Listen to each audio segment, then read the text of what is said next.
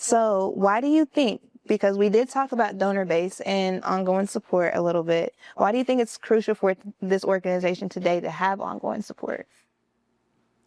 Well, it costs money. It costs money. We're a nonprofit, but we're a business, right? Yeah, it costs money to do this work. And you have to pay your staff members. And you have to get the materials that you hand out to the children.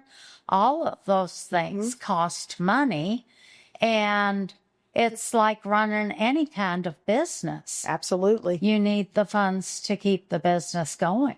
Absolutely. And I think Linda touched on this a little bit earlier. The one other time that I used this unprecedented times was during COVID. We are in unprecedented times right now as far as federal supported nonprofit organizations and, receiving funds through those platforms. And with the removal of a lot of that support, that is really going to trickle down to the state and to your local levels. And again, one of the questions I always ask in the adult trainings, how many nonprofits are in Louisville? And when someone says 50, I'm like, oh, I wish there was only 50. But there's about 3,200 nonprofits, and there's only so many people, and there's only so many opportunities. So we want to say that it's not competitive, but there is a competitiveness of being a good grant writer and, who's reviewing it, and also being able to provide those funds.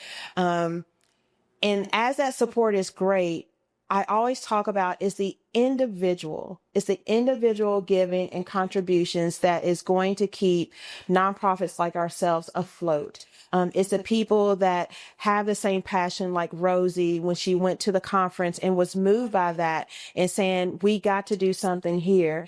The dedication of Lucy, but also being impacted by child abuse and saying, this is what my why is. And Linda as a therapist and actually hearing it, face to face from children. This issue is not going to go away. It's not going to go away, but my hope and effort is to minimize the risk of child abuse by providing the protective factors. But as Lucy mentioned, we are a nonprofit, but we operate as a business. There are materials and collateral materials that we need to be able to provide to the community. And during this unprecedented time, ECHO, we are at a critical point where we are really needing that individual support and that support from organizations to really say, we must have ECHO here for another 40 years because we understand the severity of the problem. Kentucky right now, as far as child maltreatment, we are double the national average. That is not okay by me. We had a report of over 1,500 children of maltreatment just in Jefferson County. That is not okay by me. And so I am always going to advocate that we do have the power to make sure that organizations like ourselves, and you can see the history that we have documented history that we know what we're doing.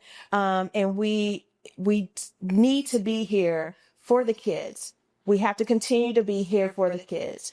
And so as the funding has changed, what has not changed is the passion of individuals that care about kids. And those are the individuals that we still want to come on board and support our organization.